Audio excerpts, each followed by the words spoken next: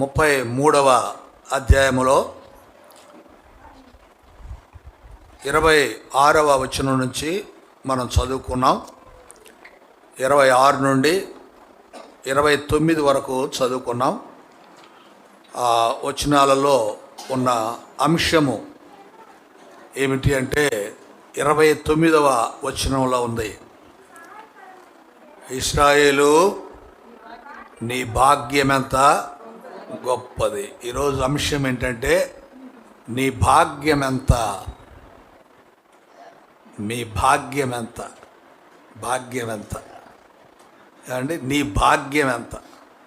1,00,000 రూపాయలు లాటరీ దొరికితే ఏమంటాం? బా ఎంత భాగ్యం రా అంటాం.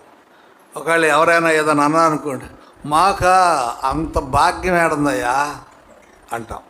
అంటే భాగ్యము అంటే పెళ్ళి కార్డులు కూడా వ్రాస్తూ ఉంటాం.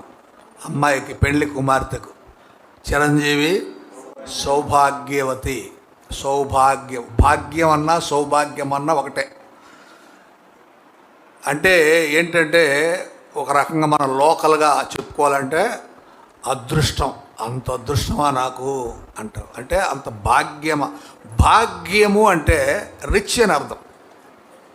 రిచ్, ఉన్నతమైన, బాగా ఆస్తి సంబంధమైన.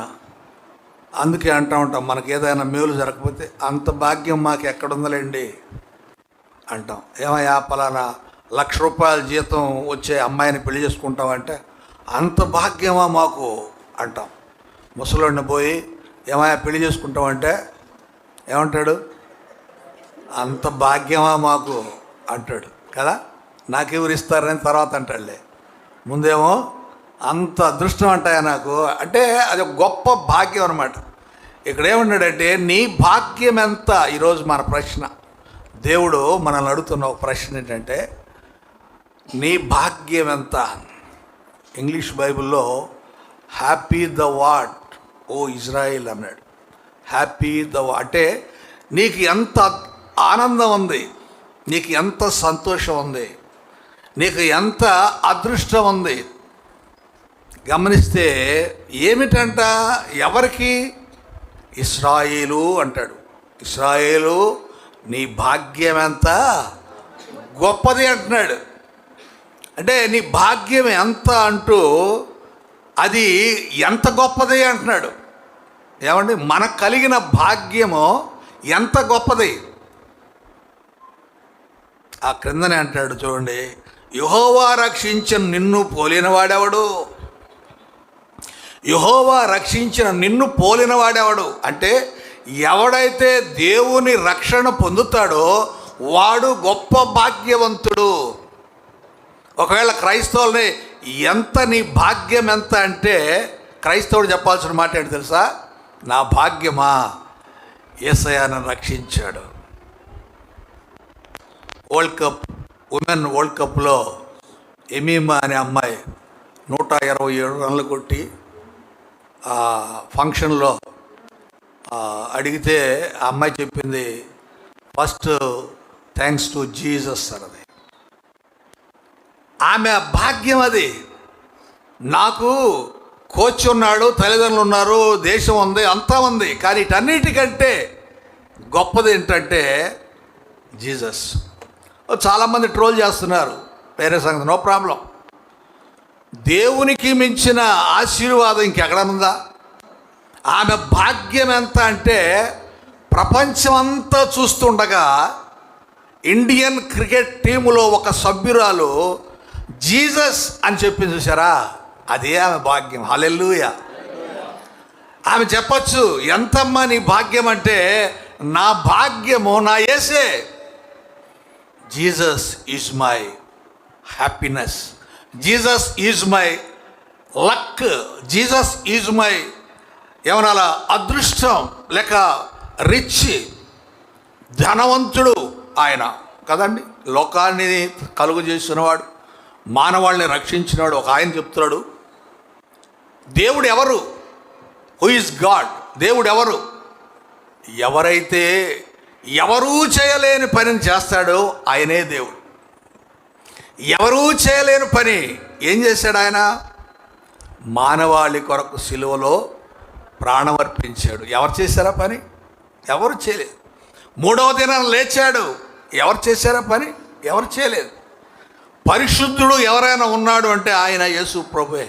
ఎంత గొప్ప భాగ్యమో క్రైస్తవులారా. ఇక్కడ ఇశ్రాయేలు అంటే ఇశ్రాయేలు ప్రజలు అని అర్థం, యాకోబని కాదు. ఇశ్రాయేలు అక్కడ మనం గమనిస్తే 26వ వచనంలో కూడా అంటాడు చూడండి, యెషూరూను. యెషూరూను ఎవరు? యెషూరూను ఎవరు? యెషూరూను ఇశ్రాయేలులే. ఇశ్రాయేలులకు మరొక పేరు యెషూరూను. అంటే ఇశ్రాయేలుకు మరొక పేరు యెషూరూను. ఒకసారి ఆ వచనాన్ని మనం చూడగలిగితే 32వ అధ్యాయం 15వ వచనంలో చూడండి. 32వ అధ్యాయం 15వ వచనం. యెషూరూను చాలే, అక్కడ కింద పుట్టినట్టే ఉంది. యెషూరూను అంటే ఫుట్నోట్లో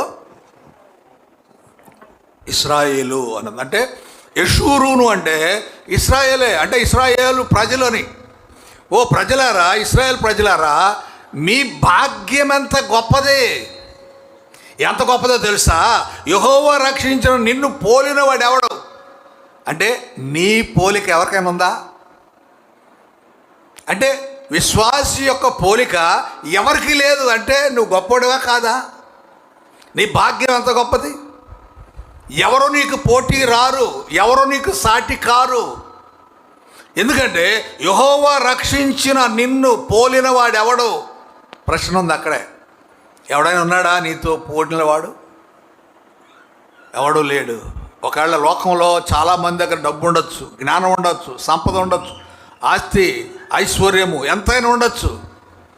కానీ యేసు ప్రభు ద్వారా రక్షించబడిన వానికి సాటి ఎవరు లేరు. ఇంతకన్నా గొప్ప భాగ్యం ఏందండి మనకి? మనం అనుకుంటాం, నేను పేదవాడిని, నాకాడ సంపద లేదు, నాకు జ్ఞానం లేదు, భక్తి లేదు. ఏం అవసరం లేదు. నీవు యేసు ప్రభువుని అంగీకరించావా? యేసు ప్రభువు నిన్ను రక్షించాడా? అయితే నీకంటే గొప్పవాడు ఎవడు లేడు. హల్లెలూయా. అదే నీ భాగ్యం. అదే అంటాడు చూడండి, ఇశ్రాయేలు నీ భాగ్యం ఎంత గొప్పది. యెహోవా రక్షించి నిన్ను పోలిన వాడు ఎవడు? నీ పోలిక ఇంకెవరికైనా ఉందా? ఎవరికి లేదు. అసలు దేవుని పోలికలోనే మానవుడు చేయబడ్డాడు కదా. తన స్వరూపము చొప్పున, అది కారణాలు మనం చూస్తాం, తన స్వరూపము చొప్పున నరుని సృజించారు. వాళ్ళల్లో ఈ మనుషులు నాకు అనుకూలంగా లేరు అని దేవుడు ప్రత్యేకంగా ఇశ్రాయేలుని ఏర్పాటు చేసుకున్నాడు. సో ఇశ్రాయేలుని ఏర్పాటు చేసుకున్నాడంటే అది ఎంత గొప్ప, అది ఎంత భాగ్యం. ఉదాహరణకండి, ఇప్పుడు మీరందరూ ఉన్నారు, నేనున్నాను. ఇప్పుడు మన అందరిలో ఎవరు భాగ్యవంతుడు? ఎవడు భాగ్యం కలిగిన వాడు? ఏమండి? ఎవరండి? నేను. ఎందుకంటే I'm preaching word of God. దేవుని వాక్యాన్ని పంచుతున్నాను. నేను మనందరికంటే భాగ్యవంతుడిని నేనే. భాగ్యవంతుడు అంటే లక్షలు ఉన్నాయని కాదు, కోట్లు ఉన్నాయని కాదు, డబ్బు అని కాదు. ఇన్ ఆల్ ఆస్పెక్ట్స్, అన్ని రంగాలలో, అన్ని విధాలుగా ఇక్కడున్న వాళ్ళల్లో నేను అంటున్నాను, ఇక్కడున్న మనలో. ఎందుకంటే మీ అందరికీ నేను వాక్యం పంచుతున్నాను కాబట్టి నేను దేవరాజు నీ భాగ్యం ఎంత గొప్పదయ్యా. అవును, దేవుని వాక్యాన్ని పంచుతున్నాను, అదే నా గొప్ప భాగ్యం. ఏమండి? కనుక ఇక్కడ గమనించాల్సింది ఏంటంటే యెహోవా రక్షించిన నిన్ను పోలినవాడు ఎవడు? కొన్ని వచనాలు మనం గమనిస్తే 26వ వచనం నుండి, యెషూరూను దేవుని పోలిన వాడు ఎవడు లేడు. అంటే దేవుని పోలిక ఎవరు లేరు, కానీ ఆ దేవుని చేత రక్షించబడిన నిన్ను పోలిన వారు ఎవరు లేరు. అంటే దేవుని పోలిన వాడు లేడు, దేవుని యందు రక్షణ పొందిన నిన్ను పోలిన వాడు కూడా లేడు. ఒక లోకంలో కోట్ల మంది ఉండొచ్చు, ప్రపంచంలో ఎన్ని కోట్ల మంది ఉన్నారు? ఏమంటే ఎన్ని కోట్ల మంది? 250 300?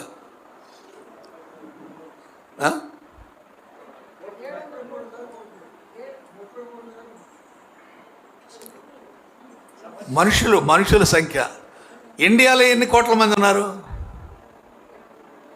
120 కోట్ల మంది. అట్లా ప్రపంచంలో కూడా 250 300 చెప్తారు. సరే, మనకు కరెక్ట్ లెక్కలు తెలియదు, కానీ మొత్తానికి అంతమందిలో నిన్ను పోలివాడు, అనగా యేసు ప్రభు చేత రక్షించబడిన నిన్ను పోలినవాడు, నీవు దేవుని చేత రక్షించబడిన వాడు అయితే నిన్ను పోలినవాడు ఎవడు లేడు, అలాగే దేవుని పోలినవాడు ఎవడు లేడు. ఆయన నీకు సహాయము చేయుటకు ఆకాశ వాహనుడై వచ్చునట్ట. 26 వచ్చిన అంటాడు చూడండి. ఆయన నీకు సహాయం చేయడానికి ఎక్కడి నుంచి వస్తున్నట్ట? ఆకాశ వాహనుడు, దేవుని యొక్క వాహనం. మనకు వాహనాలు ఉంటాయి, బైక్స్ కానీ కార్లు ఉన్నాయి, ఇంకా బాగా డబ్బు ఉన్న వాళ్ళకైతే ఫ్లైట్స్. కానీ దేవుని వాహనం ఏంటో తెలుసా? ఆకాశం అంట. ఆకాశము దేవుని వాహనం. కొంతమంది చెప్తుంటారు, ఆ ఉదాహరణకి యమధర్మరాజు అన్నాడు. యమధర్మరాజు వాహనం ఏంటి? దున్నపోతు. అంటే ఎన్ని కిలోమీటర్ల స్పీడ్ పోగలడు దున్నపోతు? ఎంత స్పీడ్ పోగలదు దున్నపోతు? ఏమండి? దేవుని యొక్క వాహనము, యెహోవా దేవుని యొక్క వాహనము దున్నపోతులు, పక్షులు, పలకలు, ఎలుకలు అవి కాదండి. ఏమండి? ఎలుక వాహనం అన్నాడు ఒక ఆయనకి.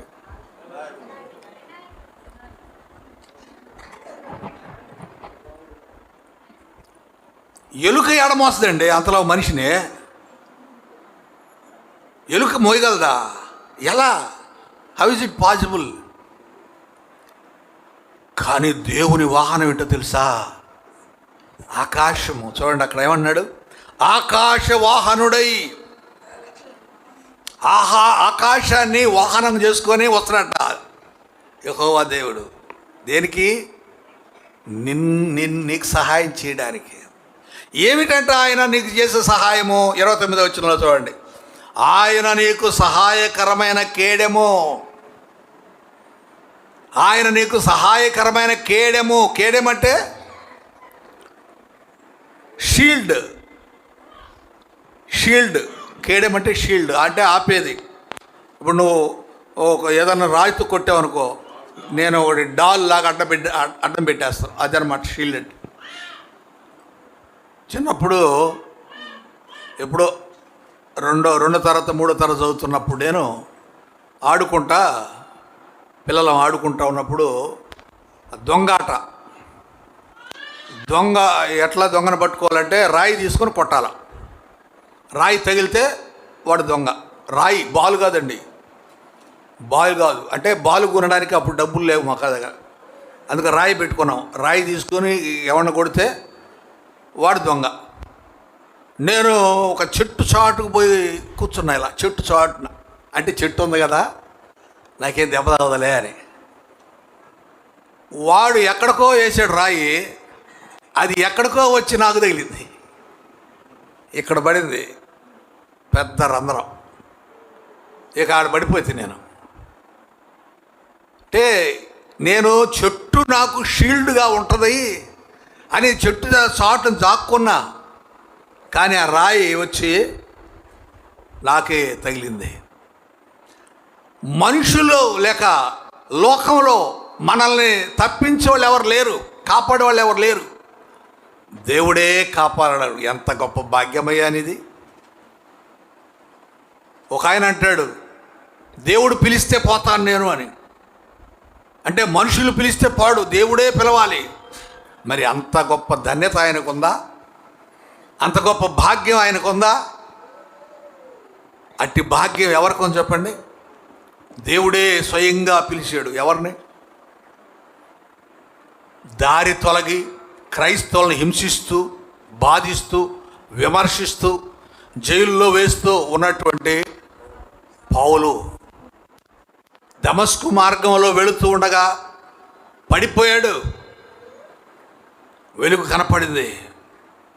సౌలా సౌలా, నన్నెందుకు నీవు హింసిస్తున్నావు? ఎవరు ప్రభువా నీవు? చూసారా, ఎంత గొప్ప ధన్యుడండి పౌలు. అది ఎంత గొప్ప భాగ్యం అంటే, అది ప్రభువే నిన్ను పిలవాలి.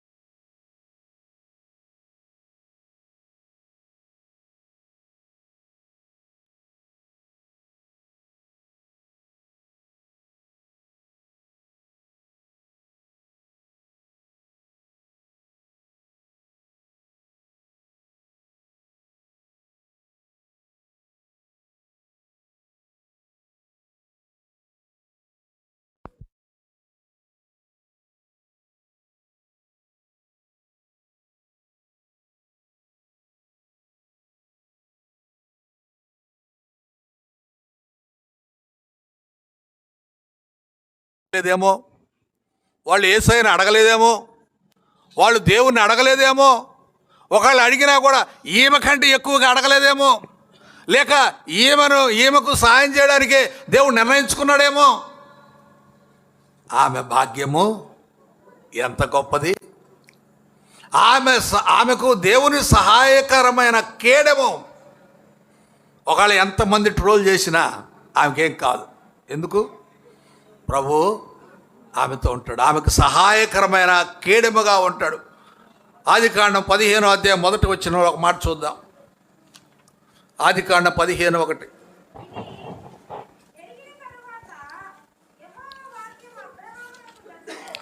యెహోవా వాక్కు అబ్రహామునకు ప్రత్యక్షమై, అబ్రామా భయపడకము, నేను నీకు కేడెము, నీ బహుమానము అత్యధికమగము.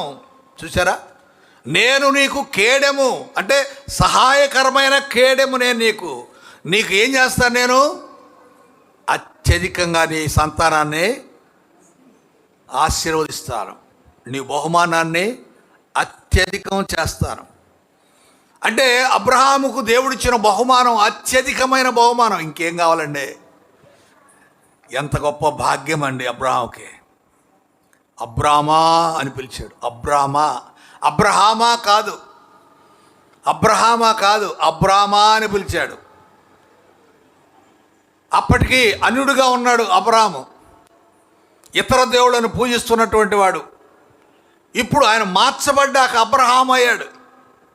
ఆయన దేవుని ఎరిగిన తర్వాత, దేవుని ఆశీర్వాదం పొందుకున్న తర్వాత, అంటే దేవుని యందు అత్యధికమైన బహుమానం పొందినటువంటి ఆ గొప్ప భాగ్యము అబ్రహాముది. హల్లెలూయా. కీర్తన 84వ కీర్తన 11వ వచనంలో ఒక మాట చదువుదాం. 84వ కీర్తన 11వ వచనం. దేవుడైన యెహోవా సూర్యుడును కేడెమునై ఉన్నాడు. యెహోవా కృపయు ఘనత అనుగ్రహించును, యథార్థంగా ప్రవర్తించే వారికి ఆయన ఏ మేలును చేయక మానడు. ఆయన మేలు చేసేవాడు. ఒకవేళ మీరు అనొచ్చు, యథార్థముగా ఉంటే కదా మేలు చేసేది. అవును, యథార్థంగా ఉండేది ఎవరు? దేవుని నమ్మిన వాళ్ళే కదా. దేవుని నమ్మిన వాళ్ళే యథార్థంగా ఉంటారు. దేవుని నమ్మని వారు యథార్థంగా ఉండరు, నటిస్తారు. అయితే ఈనాడు క్రైస్తవులు కూడా నటించే వాళ్ళు ఎక్కువైపోయారు. భక్తి ఉన్నది అన్నట్టుగా షో చేసేవాళ్ళు. తర్వాత మనం ఆ విషయాలు కూడా చూస్తాం ఆ వచనంలోనే. కనుక దేవుడు మేలు చేసే దేవుడు. ఎప్పుడు కూడా ఆయనంట చూడండి, యెహోవా సూర్యుడును కేడెమునై ఉన్నాడు. అంటే సూర్యుడు కేడెము అంట. ఇది ఎలాగండి? అంటే సూర్యుడు ఆయనే, ఎండ వస్తుంది మన మీదకి. ఎండ వస్తుంటే మళ్ళా కేడాన్ని అడ్డుపెట్టి ఎండ తగలకుండా చేసేది ఆయనే. అర్థమైందండి? అంటే సూర్యుడు ఆయనే, ఆ సూర్య వేడిమిని తాక్కుండా చేసేది కూడా ఆయనే. ఎంత గొప్ప భాగ్యమయ్యా మీది. డిగ్రీ చదువుకునేటప్పుడు ఒక ఇతర మతానికి చెందినవాడు, అంటే నేను కూడా అప్పుడు క్రిస్టియన్ ఏం కాదు, కాకపోతే ఎస్సీ, ఆయన అన్నాడు, మీరు అదృష్టవంతులయ్యా, మీరు దేవుని బిడ్డలయ్యా, హరిజనులు అనే ముద్ర మీకుందయ్యా, అందుకే మీకు స్కాలర్షిప్ వస్తుందయ్యా అన్నారు. స్కాలర్షిప్ వచ్చేది మాకు అప్పుడు కాలేజీలో చదువుకుంటాం. స్కాలర్షిప్ వస్తుంది, నువ్వు ఎస్సీ, నువ్వు హరిజనుడివి, హరిజనుడు అంటే ఎస్సీ అంటే స్కాలర్షిప్ వస్తుంది, రేపు ఉద్యోగాలు కూడా వస్తాయి, మీరు అదృష్టవంతులు, మీరు భాగ్యవంతులు. ఏమండి, మరి ఎస్సీ సర్టిఫికేట్ మీద చదువుకున్నా ఉద్యోగం వచ్చింది నాకు. వాళ్ళు అన్నారే, నీకు ఉద్యోగం వస్తుంది, నువ్వు ఎస్సీగా చదువుకున్నావు, నీకు స్కాలర్షిప్ వచ్చింది. రాలేదే. నేను ఎప్పుడు ధన్యుడయ్యాను, ఎప్పుడు నేను అదృష్టవంతుడయ్యాను, ఎప్పుడు నేను భాగ్యవంతుడయ్యాను? దేవుణ్ణి ఎరిగిన తర్వాతనే, దేవుని సేవలోకి వచ్చిన తర్వాతనే, దేవుని ఆశీర్వాదం పొందుకున్న తర్వాతనే. కాబట్టి ఇశ్రాయేలు, నీ భాగ్యం ఎంత గొప్పది, ఎంత గొప్ప భాగ్యమో నీకు ఇచ్చాడు. ఇక్కడ అంటున్నాడు, ఆయన కృపయు ఘనతయు అనుగ్రహించును, కనుక నీకు మేలు జరుగుతుంది ఎప్పటికీ. ఇది ఆయన తెలియచేసిన మాట. ఇంకో మాట అక్కడ గమనిస్తే ద్వితీయోపదేశకాండం 33:29,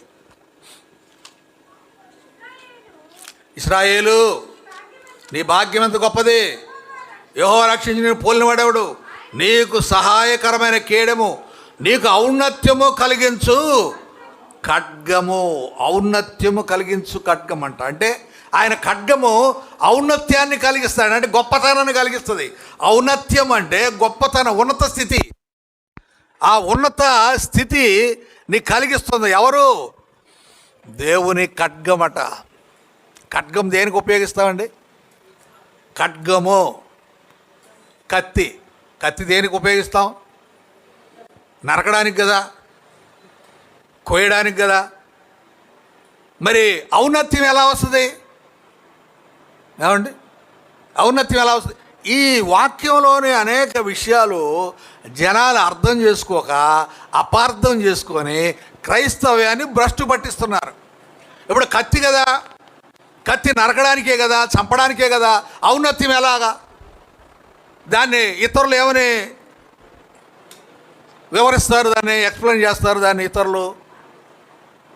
అంటే దేవుని యొక్క కత్తి వల్ల వాళ్ళ గొప్పతనం వస్తుంది అంటే హత్య చేయడం ద్వారా లేక నరకడం ద్వారా అని వస్తుంది కదండి.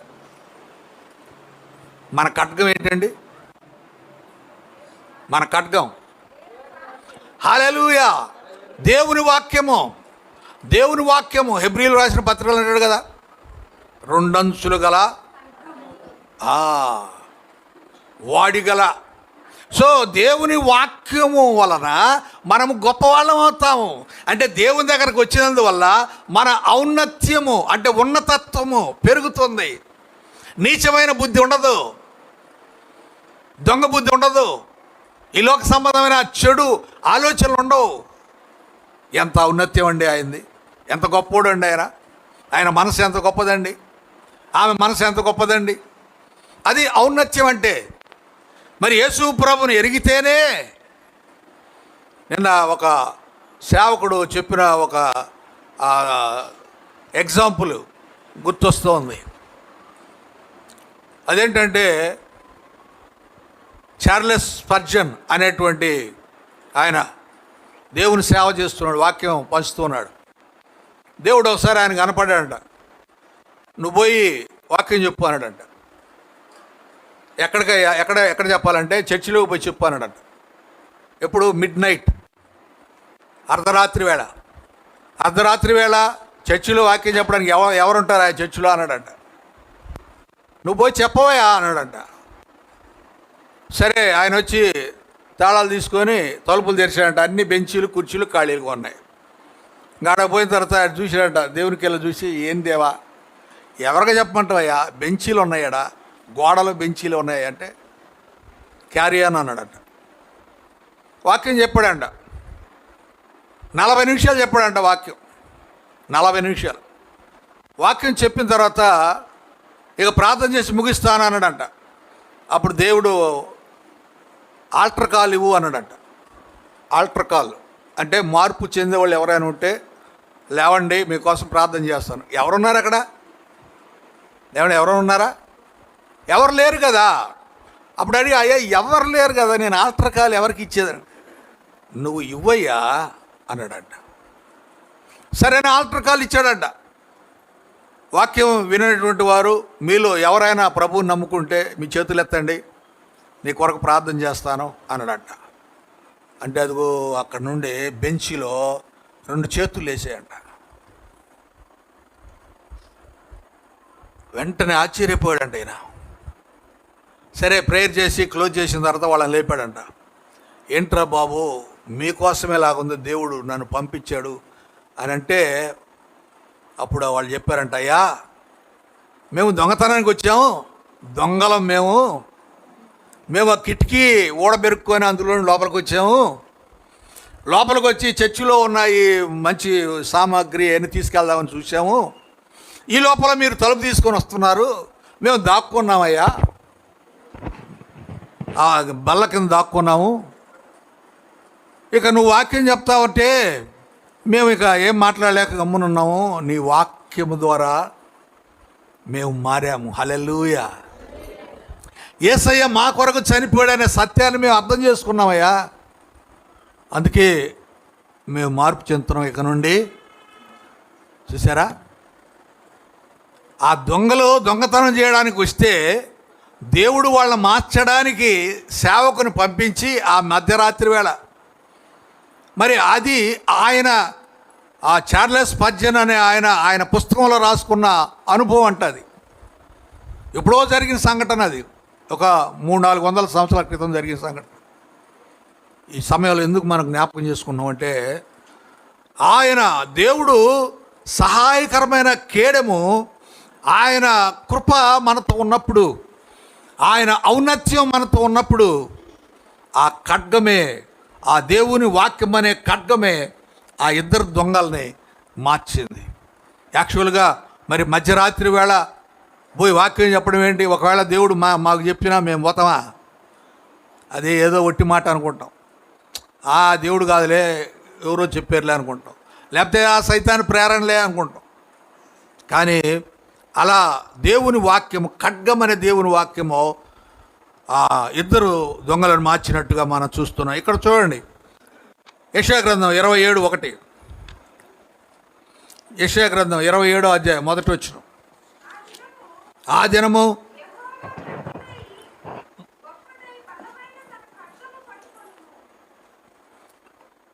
దినము నా యెహోవా గట్టిదై గొప్పదై బలమై తన ఖడ్గము, చూసారా, దేవుని యొక్క ఆ ఖడ్గము యొక్క శక్తిని చూపిస్తున్నాడు ఇక్కడ. అది ఎలాంటిదట? అది గట్టిదంట, అది గొప్పదంట, అది బలమైందంట. దాన్ని పట్టుకొని ఏం చేస్తాడంట? తీవ్ర సర్పమైన మకరమును, వంకర సర్పమైన మకరమును ఆయన దండించును, సముద్రం మీద మకరమును సంహరించును. మకరం అంటే మొసలి, మకరం అంటే మొసలి. అయితే ఇక్కడ తెలియజేయబడిన తీవ్ర సర్పమైన మకరం అంటే ఇది సముద్రంలో ఉండే రాక్షస చేప అంట. సర్పం, రాక్షస సర్పం. తీవ్ర సర్పమైన మకరము అంటాడు. అంటే రాక్షస సంబంధమైనటువంటి సర్పం అంట. ప్రకటన గ్రంథంలో ఉంది కదా, ఆ రాక్షస సంబంధమైన సర్పం. ఆ సర్పం అంటే పాము. తీవ్ర సర్పమైన మకరమును, వంకర సర్పమైన మకరమును, సముద్రం మీద మకరమును, ఇదంతా కూడా ఎవరిని చూపిస్తూ ఉంది అంటే రాక్షస సర్పము. ఈ మకరం అంటే మొసలి అన్నాం కదా, ఈ బాడీ ఏమో మొసలి బాడీ అంట. బాడీ, దీనికి బాడీ అంతా మొసలి బాడీ, ముఖమేమో జింక ముఖం అంట. ఇంకో చోట మేక ముఖం అన్నాడు. మేక ముఖం, మేక ముఖము, కిందేమో మొసలి శరీరం. ఇది రాక్షస సర్పము. ఇక్కడ ఈ రాసులు అని అంటుంటారు కదా, రాసులు ఎన్ని ఉన్నాయండి రాసులు? ఎవరికైనా తెలుసా? రాసులు, ఆ రాసుల్లో మకర రాశి అని ఒకటి ఉంది. దాని బొమ్మ చూసారా ఎప్పుడన్నా? బొమ్మ ఎలా ఉంటుంది? ఇలా ఉంటుంది. మొసలి మేక అంటే మొసలి బాడీ ఉంటుంది, మేక తలకాయ ఉంటుంది. దానిని సంహరిస్తాడు. సింపుల్గా చెప్పాలంటే సాతాన్ని సంహరిస్తాడు. ఎవరు? దేవుని ఖడ్గము. ఆ దినమున యెహోవా గట్టిదై గొప్పదై బలమైన తన ఖడ్గం పట్టుకొని తీవ్ర సర్పమైన మకరమును, వంకర సర్పమైన మకరమును ఆయన దండించును, సముద్రం మీద మకరమును సంహరించును. అంటే సింపుల్గా చెప్పాలంటే ఎవరైతే దేవుని వాక్యం చేత మార్చబడతారో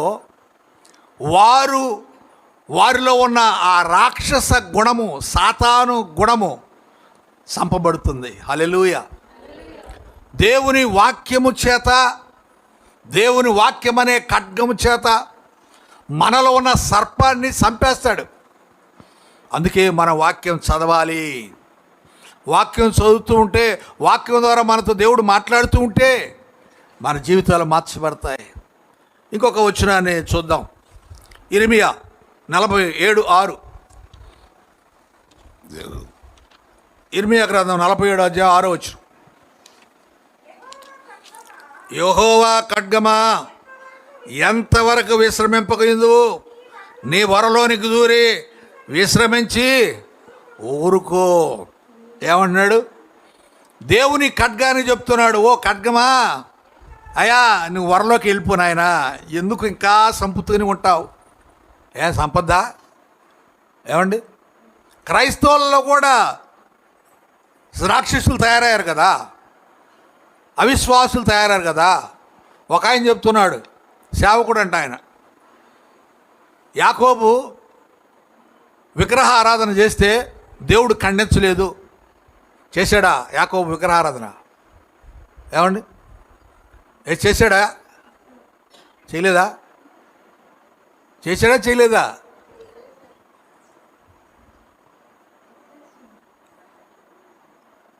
ఆ ఊరికి వెళ్ళేటప్పుడు రాయి పెట్టుకొని నూనె పోసి, ఏమండి చేయలా?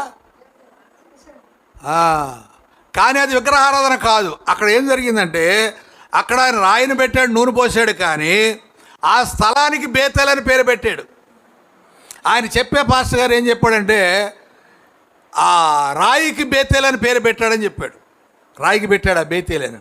తర్వాత ఇంకో చూడండి, ఆ బేతేలు దేవుడు నేను అంటాడు. దేవుడు అంటే ఆ రాయి నేనే అని చెప్పాడు అని చెప్తాడు ఆయన.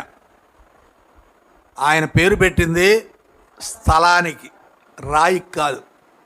రాయి మీద నూనె పోసాడు అంటే ఇక ఏదో ఒకటి ఆయనకు రూపం ఉండాలి కాబట్టి అలా పడుకున్న తల కింద దిండులాగా ఉన్న రాయి తీసి, ఎందుకంటే దర్శనమిచ్చాడు, దేవుడు కనపడ్డాడు, ఆశీర్వదించాడు కనుక ఆ రాయిని ఇదే అయ్యా ప్రస్తుతానికి నువ్వు దేవుడు అనుకున్నాడు, అడు పెట్టాడు, నూనె పోసాడు, ఇంక అంతే అయిపోయింది. అది గుర్తు కోసమే చేశాడు, అది విగ్రహారాధన కాదు. కనుక ఇలా వాక్యాన్ని అపార్థం చేసేటువంటి పరిస్థితులు. ఇక్కడ ఏమన్నాడంటే, ఓ ఖడ్గమా నీవు నీ వరలోకి వెళ్ళిపో, ఇంకా చంపకపోతే ఎలాగండి? విగ్రహారాధన సంపద్దా, సంహారకుని సంపద్దా, సాతానుని సంపద్దా? చంపకపోతే క్రైస్తవుల్లో దూరిపోతున్నాడు కదా సాతానుడు. క్రైస్తవుల్లో దూరి ఏం చేస్తాడండి? వాక్యం బాగా శ్రద్ధగా చెప్తూ ఉంటే క్రైస్తవుల్లో దూరి ఏం చేస్తాడు? గొరక పెడతాడు, గొరక పెట్టేస్తాడు, లేకపోతే ఆవలిస్తాడు. ఈడు ఆవలిస్తే పక్కన వాళ్ళు కూడా ఆవలిస్తారు. ఆవలింత అనేది అంటువ్యాధి. సో ఒకరు ఆవలిస్తే పక్క వాళ్ళకి ఆటోమేటిక్ నలుగురికి. ఓ 2 గంటల వాక్యం చెప్పాను అనుకోండి, ఏమవుతుంది చెప్పండి? ఖచ్చితంగా అందరూ, ఎందుకంటే ఏసీ ఉంది బాగా చక్కగా. సరే నువ్వు చెప్పుకో, ఎంతసేపు చెప్పుకుంటావు చెప్పుకో, మేము నిద్రేస్తాము. ఉన్నారు కొంతమంది నిద్రపోయేవాళ్ళు, నేను చూస్తూ ఉంటా. కానీ పిలిస్తే బాగుండదు కదా. తర్వాత ఇంకో మాట అక్కడ ఏమంటాడు, ఓ ఇశ్రాయేలు నీవు ఎంత భాగ్యం, ఎంత గొప్పది, యెహోవా రక్షించిన పోలిన వాడేవాడు, ఆయన నీకు సహాయకరం కేడెము, నీకు ఔన్నత్యం కలిగించు ఖడ్గము, నీ శత్రువులు నీకు లోబడ్డట్టుగా వారు వేషం వేయుదురు, నీవు వారి ఉన్నత స్థలం తొక్కుదు. ఇంకోటి ఏం చెప్తున్నాడు, నీ శత్రువులు నీ దగ్గర వేషం వేసుకొని లోబడ్డట్టుగా ఉంటారు, అయితే నీవు వాళ్ళ ఉన్నత స్థలాలను తొక్కేస్తావు. అంటే నీ శత్రువు యొక్క ఉన్నత స్థలాన్ని తొక్కుతావంటే దాని అర్థం ఏంటండి? శత్రువు యొక్క ఉన్నత స్థలాలు తొక్కుతావంటే వాళ్ళ పైన వెళ్ళిపోతారు, ఆ శత్రువుని జయిస్తావు, శత్రువు పైన ఆధిపత్యం వహిస్తావు అనే విషయాన్ని జ్ఞాపకం చేస్తున్నాడు. చూడండి 27వ వచనం అక్కడే, శాశ్వతుడైన దేవుని నీకు నివాసస్థలము, నిత్యముగా ఉండు బాహువులు నీ క్రింద ఉండును. చూసారండి, ఆయనను ఎదురు శత్రువుని వెళ్ళగొట్టి నశింపచేయను.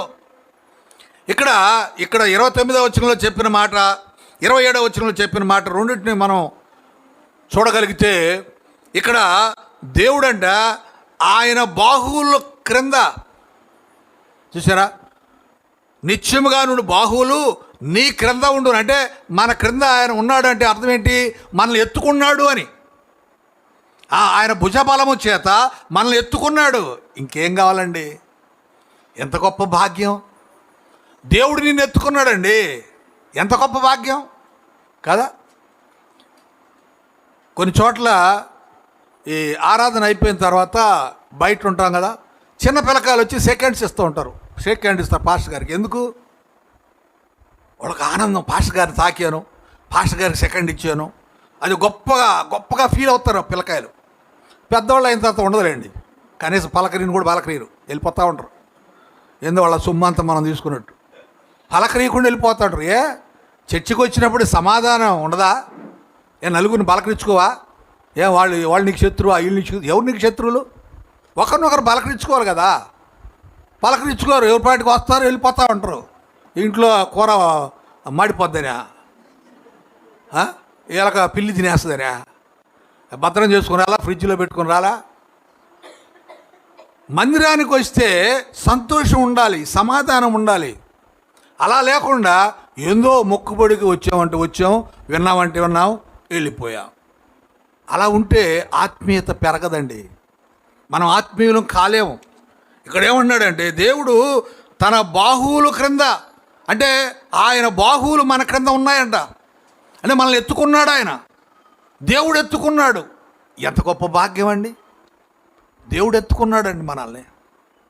నేను ఎత్తుకునేవాడు నేనే అంటాడు.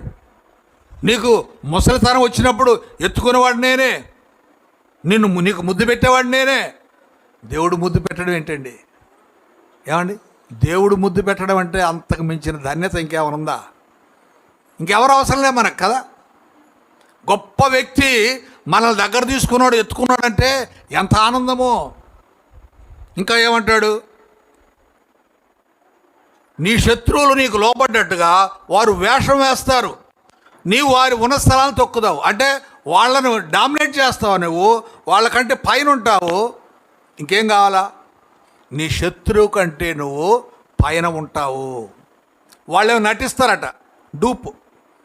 చూడండి ఏమంటారు, వాళ్ళు వేషము వేసుకున్నట్లుగా, లోబడినట్లుగా వేషం వేస్తారట. అంటే నేను ఒబీడియంట్ అండి, నేను లోబడ్డవాడిని అండి అన్నట్టు, లోబడుతున్న వాళ్ళట, లోబడినట్టు నటిస్తారు.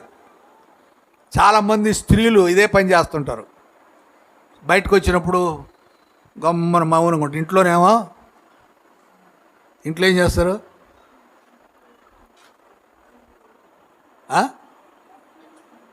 చెప్పలేరు పాపం, చెప్పలేరు. ఇంట్లోనేమో ఫుల్ డామినేషను. అదే ఇది చేసురా, అజయ్ ఇజయ్ ఎప్పుడు కోసం చేస్తావా, అట్లా డామినేటెడ్ ఫిగర్ ఇంట్లో. అందరి సంగతి కాదులేండి, కొందరి సంగతి చెప్తున్నా. దాని సంబంధికులు ఉంటే మారండి, సంబంధం లేదనుకున్నప్పుడు సంతోషపడండి.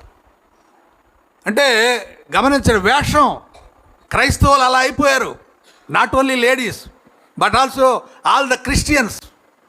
ఆ అమ్మాయి ఒక్కటి చెప్పింది, ఐ థ్యాంక్ టు జీసస్. మనం ఎప్పుడైనా చెప్పగలమా?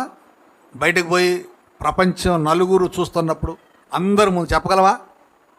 చెప్పలేం. చాలామంది అంటారు, అక్కడ మామూలుగా వీళ్ళందరికీ థ్యాంక్స్ చెప్పి ఇంట్లోకి పోయి చెప్పకూడదు దేవునికి వందనాలు అని కొంతమంది. నువ్వు బయట చెప్పగలిగితే అది దేవునికి మహిమ. దేవుణ్ణి ఘనపరిస్తే దేవుడు వారిని ఘనపరుస్తాడు. సో అదే గొప్ప భాగ్యము. గమనించండి, ఇక్కడ వ్రాయబడిన మాటలు మనం చూస్తున్నప్పుడు మనం శత్రువుల పైన ఆధిపత్యం వహిస్తాము, అంతేకాదు వాళ్ళు నటిస్తుంటారట. ఆ నటన మనకు అర్థమైపోతూ ఉంటుందట. 2 సమూయేలు గ్రంథం 22వ అధ్యాయం 48వ వచనం. సమూయేలు 2వ గ్రంథం.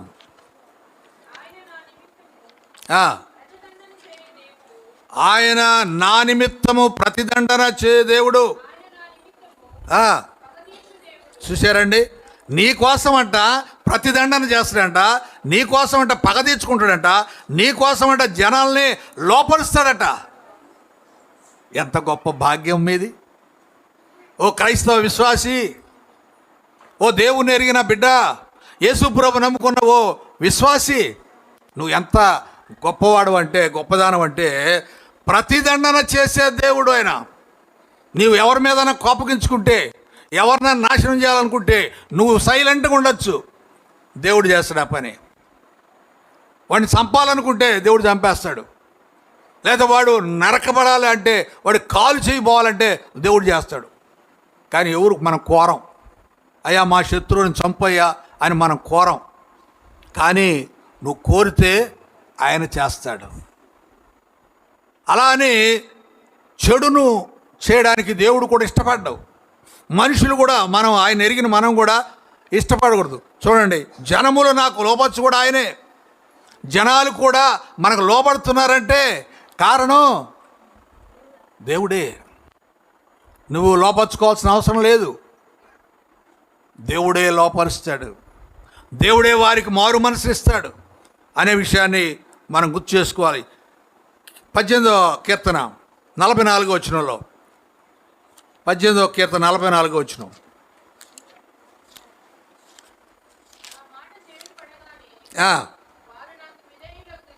చూశారండి, నా మాట చెవిని పడగానే వారు నాకు విధేయులవుదురు, అన్యులు నాకు లోబడినట్లు. ఇక్కడ మనం ప్రశ్న వేసుకోవాలి. దేవుని ఆ గొప్ప భాగ్యం మనకు ఉండాలి అంటే మనం ఆయన మాట వినపడగానే విధేయులం కావాలి. వాళ్ళైతే అన్యులట నటిస్తారంట లోబడ్డట్టుగా.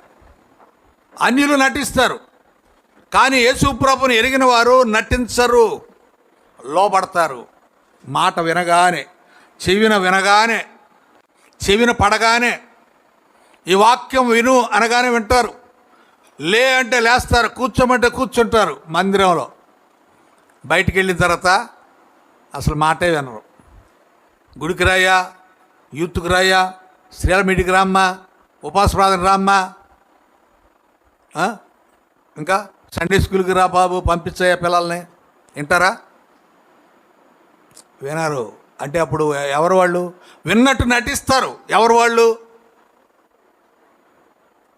యేసును ఎరిగిన వారు కారు. అలా అయితే నీకు దేవుని భాగ్యం లేదు. ఇశ్రాయేలు, నీ భాగ్యం ఎంత గొప్పది! ఎంత గొప్పది అంటే నీవు లోబడతావు, నువ్వు విధేయత చూపిస్తావు. ఒకప్పుడు ఎలా ఉన్నారట? ఎఫెసీ పత్రిక 2వ అధ్యాయం 13వ వచనం గమనిస్తే, ఒకప్పుడు దూరస్తులం మనం, ఈ రోజున సమీపస్తులము. అంటే ఎంత గొప్ప భాగ్యం అది! ఒకప్పుడు దూరంగా ఉండేటువంటి వారం, ఇప్పుడు దేవునికి దగ్గరగా ఉన్నటువంటి వారం. ద్వితీయోపదేశకాండం 4వ అధ్యాయం 7వ వచనంలో చూస్తే అక్కడ అంటాడు, దేవుడు మనకు సమీపంగా ఉన్నాడు అంట. ద్వితీయోపదేశకాండం 4వ అధ్యాయం 7వ వచనం. మనం మొరపెట్టినప్పుడల్లా దేవుడని యెహోవా మనకు సమీపంగా ఉన్నట్టు ఏ గొప్ప జనమునకు లేడమ్మా. ఏ గొప్ప జనానికి కూడా దేవుడు సమీపంగా లేడు. ఎవరికి ఉన్నాడంటే మనకే ఉన్నాడు. ఎంత గొప్ప భాగ్యం! ఏమంటే అవునా కదా? ఏ జనానికి లేనంత సమీపంగా దేవుడు మనకున్నాడు. ఒకవేళ సీఎం గారు నాకు పరిచయం అనుకోండి, నేనేమంటాను? సీఎం గారు నాకు తెలుసండి, ఏ పనైనా చేపిస్తాను అంటే జనాలందరూ నా దగ్గరకు వస్తారా? అందరూ నా దగ్గరకు వస్తారు. ఎందుకు? సార్ ఈ పని చేయించండి, మీకు సీఎం తెలుసు కదా. అంటే నా ప్రక్కలోనే ఉన్నాడు సీఎం, నాకు బంధువుగా ఉన్నాడు, లేక నా మాట వింటున్నాడు. అందరం నా దగ్గరకు వచ్చి ఆయన ద్వారా సహాయం పొందుకోవడానికి ట్రై చేస్తారు.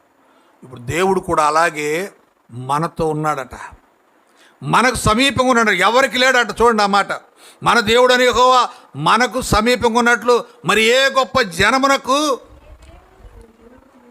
ఇంకెవరికైనా ఉన్నాడా? ప్రశ్నిస్తున్నాడు.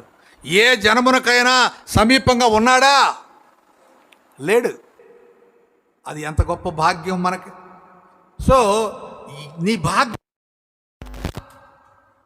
ఒకవేళ ఎవరైనా నిన్ను అడిగితే ఎంతమ్మా నీ భాగ్యం ఎంత అంటే మనం ఏం చెప్పాలా?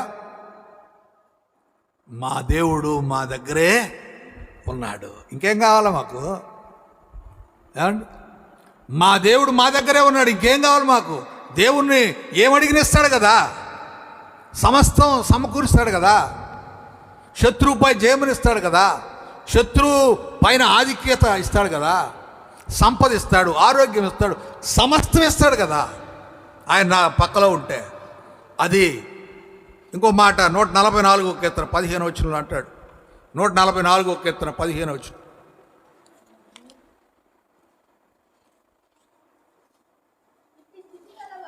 ఇట్టి స్థితి గలవారు ధనులు, యెహోవా తమకు దేవుడు కాగల జనులు. అదండి, యెహోవా దేవుడు కాగల జనులు. నీ దేవుడు యెహోవా అయితే నీది గొప్ప భాగ్యమే.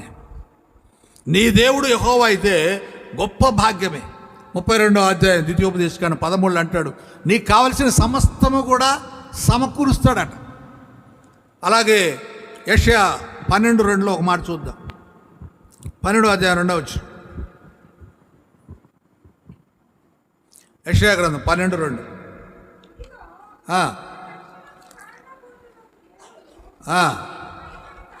నేను భయపడక ఆయన నమ్ముకొనుచున్నాను, యెహోవాయే నా బలము, ఆయనే నా కీర్తనకు ఆస్పదము, ఆయన నాకు రక్షణ ఆధారం. చూసారండి, ఇది నీ భాగ్యం. అంటే ఎంత గొప్ప భాగ్యం! యెహోవాయే నా బలము, ఆయనే నా కీర్తనకు ఆస్పదము. అంటే ఏంటి అర్థం? నేను పాట పాడడానికి కారణం ఆయనే, నేను పాట పాడడానికి కారణం ఆయనే. మనం పాట పాడడానికి కారణం ఏదో చెప్పండి? మనం అనుకునేది. మనం పాట పాడడానికి కారణం ఏమిటి? స్వరం బాగుండాలి, ఏమండి? మ్యూజిక్ చేసే సుమన్ ఉండాలి, ఏమండి? తబలా కొట్టడానికి సుజీ ఉండాలి, ప్యాడ్స్ కొట్టడానికి జాన్పాల్ ఉండాలి. వాళ్ళు ఎవరు లేకపోతే నేను పాడను. ఎందుకంటే మ్యూజిక్ ఉండాలి కదా, మ్యూజిక్ ఉంటే కదా పాట. కొంతమంది ఏమో మ్యూజిక్ లేకపోయినా పాడతారు. ఇక్కడ గమనించాల్సింది నా కీర్తనకు ఆస్పదము ఎవరు అంటే దేవుడే. నేను పాట పాడుతున్నానంటే ఎందుకోసం పాడుతున్నాను? దేవుని కోసం పాడుతున్నాను. మనం పాడే పాటలన్నీ కూడా ఎలా ఉంటాయి చెప్పండి? మన సొంత ఆలోచన, మన స్వరము, మన వాయిద్యం, మన ఆలోచన, మన విధానం. నేను బాగా పాడాను లేదా? ఎట్ట పాడినా భలే పాడామంటే పొంగిపోతారు కదా. చిన్న ఒక చోట తప్పు పోయింది అన్నావు అనుకో, నువ్వు సరిగా లేదులే అంటారు. అంటే వాళ్ళు బాగా పాడినట్టుగానే చెప్పుకుంటారు అనమాట. ఎదురోళ్ళు చెప్పాలి నువ్వు బాగా పాడావు అని. ఏదైనా అంతే. మన కీర్తనకు ఆస్పదం దేవుని కోసం పాడాలి. ఈ మాటను నేను ప్రభు పేర జ్ఞాపకం చేస్తున్నా. అలాగే ఇంకో మాట, యెషయా గ్రంథం 45:17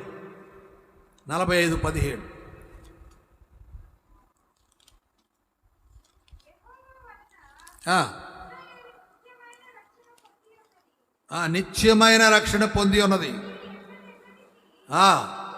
సిగ్గుపడకయు విస్మయం పొందకయు ఉందురు. చూశారండి, యెహోవా వలన ఇశ్రాయేలు నిత్యమైన రక్షణ పొంది ఉన్నది. నిత్యం అంటే ఎప్పటికీ ఉండే రక్షణ. కొంతమంది అంటారు, నువ్వు రక్షణ పొందేవా? కొంతమంది అంటారు కదా. విన్నారా మీరు ఎప్పుడన్నా? విన్నారా? వినలేదుగా. బ్యాప్టిస్ట్ వాళ్ళు చెప్పరు ఈ మాట, వేరే వాళ్ళు అడుగుతారు. వాళ్ళ దగ్గర పోయి భక్తిగా ఉన్నట్టు రక్షణ పొందేవా? వాళ్ళ ఉద్దేశం రక్షణ పొందడం అంటే ఏంటి? యేసు ప్రభు నమ్ముకొని బాప్తిజం పొంది చర్చికి వెళ్తున్నావా? ఇది వాళ్ళ ఉద్దేశం. ఇక్కడ ఏమన్నాడు? నిత్యమైన రక్షణ పొంది ఉన్నది. నిత్యమైన రక్షణ అంటే ఎవ్రీడే సాల్వేషన్. నిత్యము అంటే రోజు, ప్రతిరోజు. అంటే ప్రతిరోజు రక్షణ పొందాలి. నువ్వు ప్రతిరోజు యేసు ప్రభుని నమ్మాలి, ప్రతిరోజు నీ పాపాన్ని ఒప్పుకోవాలి, ప్రతిరోజు దేవునిలో ఎదగాలి. ఒకరోజు తప్పు చేస్తావు కదా, ఒకరోజు పాపం చేస్తావు, ఒకరోజు శత్రువుకు విరోధంగా మాట్లాడతావు, బూతులు మాట్లాడతావు, లేక తగువులాడతావు, దేవునికి విరోధంగా ఉంటావు. మళ్ళా వచ్చి దేవుని దగ్గర నువ్వు క్షమాపణ కోరాలి. ఇది నిత్య రక్షణ. అలా నిత్య రక్షణ పొంది ఉన్నటువంటి ఇశ్రాయేలు గొప్ప భాగ్యం కలిగింది. ఇంకో మాట ఏమంటాడు? మీరు ఎన్నటికి సిగ్గుపడకయు విస్మయం పొందకయు ఉందరు. అంటే ఎన్నటికి కూడా సిగ్గుపడరట, విస్మయం పొందరు. అంటే ఆశ్చర్యం ఉండదు. దేవుడు బాగు చేశాడా? నిజమా? కాలు తీసేశారు కదా, మళ్ళీ కాలు పెట్టాడు దేవుడు, నిజమా కదా? మనం అనే మాట. గుడ్డివాడు చూస్తున్నాడు అంటే అవునా చూస్తే కానీ నేను నమ్మను. తోమాలు ఎంతమంది లేరు మనలో, నేను చూస్తే కానీ నమ్మను. ఆశ్చర్యం, అనుమానం. నిజంగా దేవుడు అంత పని చేశాడా? ఒరే చేశాడు రా బాబు, అదిగోరా కనిపిస్తుందంటే నేను నమ్మను. ఏమైనా హాస్పిటల్కి వెళ్ళి ఆపరేషన్ చేయించుకుని ఉంటాడు, కన్ను వేరే కన్ను వేయించుకొని ఉంటాడు, కాలు వేరే కాలు వేసుకొని ఉంటాడు, ఆర్టిఫిషియల్ లెగ్ ఏమో అది, తాకి చూస్తా, పట్టుకొని చూస్తా. అలాగే సిగ్గుపడరట. ఆదాము అవ్వలు సిగ్గుపడ్డారు ఏదైనా తోటలో. దేవుడు అడిగాడు, ఆదామా ఎక్కడయ్యా? అయ్యా చెట్ల చాటులో దాక్కున్నాను. ఎందుకు? నేను తినవద్దని చెప్పింది తిన్నావా? వారు సిగ్గుపడ్డారు. ఎందుకు? తమ ఒంటి పైన వస్త్రాలు లేవు. అంటే శరీరం మొత్తం ఓపెన్గా ఉంది, బేర్ బాడీ. చూసుకున్నారు. ఒరే, వాళ్ళకి ఎలా తెలుసండి అసలు? ఎలా తెలుసు వాళ్ళకి? అరే మనం ఇలా ఉన్నామని ఎలా తెలుసు అసలు? ఏమో చెయ్యిలాగా కాళ్ళలాగా అవయవాలు అంతే అనుకోవచ్చు కదా. ఎలా దాక్కున్నారు? ఎలా దాక్కున్నారు వాళ్ళు? జ్ఞానం వచ్చింది. సరే, జ్ఞానం ఆమె చెప్పింది సైతానం. నీకు జ్ఞానం వస్తావు, నువ్వు జ్ఞానవంతురాలు అవుతావు, దేవదూతల్లాగా అవుతారు. అది ఎలా తెలుసు? బట్టలు లేకపోయినా పర్లేదనే మైండ్లో ఉన్నారు కదా. అంటే పసిబిడ్డలాగా ఉన్నారు. ఇప్పుడు ఎంత లోపలే ఈ ఫలానా అవయవాలు ఇవన్నీ కనపడేటప్పటికీ ఎలా మారారు? వాళ్ళకి ఎలా తెలిసింది ఇది తప్పు, బట్టలు లేకుండా ఉండకూడదు అనే జ్ఞానం ఎలా తెలిసింది వాళ్ళకి? సో గమనించాల్సింది ఏంటంటే ఆ సిగ్గు ఎప్పుడు వస్తుంది? సిగ్గు తప్పు చేసినప్పుడు, అవిధేయత ఉన్నప్పుడు, లోబడకపోతే సిగ్గు ఉంటుంది. సిగ్గుపడతారు. ఏమండి, క్రైస్తవుడు సిగ్గుపడనక్కర్లేదు. ఎందుకంటే గొప్ప దేవుడు నీకున్నాడు. హల్లెలూయా. గొప్ప దేవుడు కాగల జనులు ధన్యులు అన్నాడు. గొప్ప దేవుడు నీకున్నాడు. ఎంత గొప్ప భాగ్యమయ్యా మీది! ఎంత గొప్ప భాగ్యమో! అంత గొప్ప భాగ్యం నీకు కలిగి ఉంటే సిగ్గుపడాల్సిన పనేంటి? నా దేవుడు, నాకున్నాడు. దేవుడు నా ప్రక్కలో ఉన్నాడు, నాతో ఉన్నాడు. ఏదైనా ఆయన చేయగలడు. ఇంకెందుకు నేను సిగ్గుపడాలి? నేను ఎందుకు భయపడాలి? సిగ్గుపడడం జరిగింది అంటే తప్పు చేసావు అన్నమాట. దేవుడు దాన్ని ఒప్పుకోడు కదా, తప్పును ఒప్పుకోడు కదా. నీకు ఇంత గొప్ప భాగ్యం దేవుడు ఇచ్చినప్పుడు ఎందుకండి సైతానికి అడగపోతావు? వాడు టెంపరీ అండి, సైతాన్ గాడు.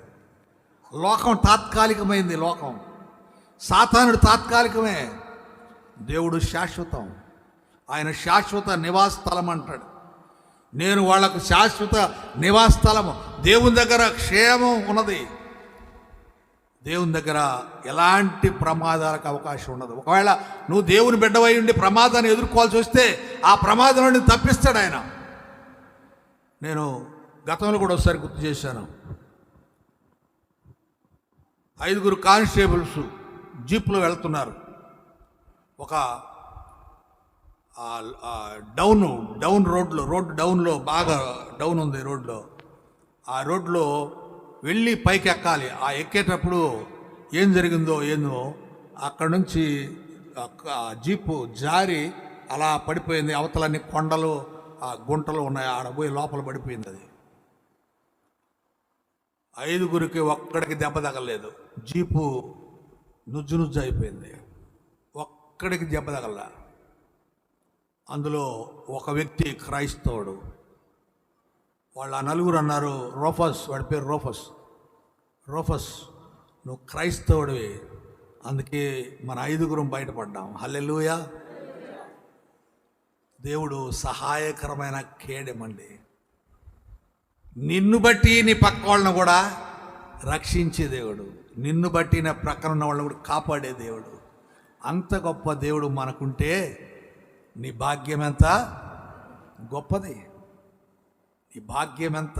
ఇప్పుడు మనం ఆలోచన చేసుకోవాల్సింది, నీ భాగ్యం ఎంత అంటే దేవునిలో ఎంతగా ఉన్నావు, దేవుని ఆశీర్వాదాలు ఎన్ని పొందుతున్నావు. తల్ల వంచండి, ప్రార్థన చేసుకుందాం. దేవుని ఆశీర్వాదాలు ఎన్ని పొందుకుంటూ ఉన్నావు. దేవుని సహాయకరమైన కేడెము ఎన్నిసార్లు నీకు లభ్యమైంది. దేవుని యొక్క ఖడ్గము ఎన్నిసార్లు నీతో మాట్లాడింది. ఎన్నిసార్లు నీ విరోధంగా ఉన్నటువంటి వారిని హతమార్చింది.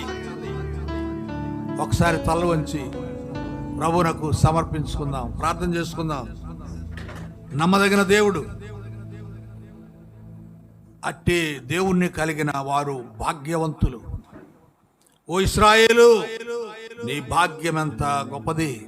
అవును, ఈనాడు ఇశ్రాయేలులు కాకపోయినా యేసు ప్రభుని ఎరుగుట ద్వారా మనము కూడా ఇశ్రాయేలుల వలె గొప్ప భాగ్యాన్ని పొందిన వారంగా ఉండాల్సి ఉన్నది. తల వంచండి, ప్రార్థన చేసుకుందాం. ప్రేమగల మా తండ్రి, పరిశుద్ధుడైన మా దేవ, సత్యదేవానికి వందనాలు, స్తోత్రాలు ప్రభా. ఘనమైన దేవుడు, గొప్ప దేవుడు, ఇశ్రాయేలు నీ భాగ్యం ఎంత గొప్పది, నీ భాగ్యం ఎంత అనే ప్రశ్న మాకు ఈరోజు ఇచ్చినందుకు వందనాలు. అవును ప్రభా, నిన్ను కలిగిన మేము గొప్ప భాగ్యవంతులమే, నిన్ను కలిగిన మేము గొప్ప అదృష్టవంతులమే, నిన్ను కలిగిన మేము గొప్ప ధనవంతులమే. ఆయన అంతకుమించిన ఆధిక్యత మరి ఎవరికీ ఉండదు కదా నాయన. ఏ జనమునకు లేని ఆధిక్యత మాకు ఇచ్చావయ్యా. ఉన్నత స్థలములో మమ్మల్ని ఉంచావయ్యా, ఔన్నత్యంలో మమ్మల్ని ఉంచావయ్యా. ఎంత గొప్ప భాగ్యం మాది ప్రభా, మీకు వందనాలు. ఇంత గొప్ప భాగ్యాన్ని మాకు ఇచ్చినందుకు మేము నిన్ను విడువక నీతోనే ఉంటూ, నీ ద్వారానే మేలు పొందుతూ, నీ ద్వారానే నడిపించబడుతూ, నీ ద్వారా నీ లోకంలో జీవిస్తూ నీ పిలుపుని అందుకోవాల్సిన వారమై ఉన్నాం. దయచేసి మమ్మల్ని జ్ఞాపకం చేసుకోనండి. ఇదిగో తల వంచి ప్రతి బిడ్డను దీవించు ప్రభా. ఆయన ప్రతి వారితో నీ ఉండండి ప్రభా. నీ భాగ్యం ఎంత గొప్పది అని అర్థం చేసుకొని మా భాగ్యాన్ని బట్టి మీ కృతజ్ఞతలు చెల్లిస్తూ నీ బిడ్డలుగా మేము ఎదిగే భాగ్యాన్ని మాకు దయచేయగలరు. మీకే మహిమాఘనత చెల్లిస్తూ మా అందరి దీవించగలందరికి వందనాలు చెల్లిస్తూ యేసు ప్రభు నామమున ప్రార్థిస్తున్నాం తండ్రి. ఆమేన్.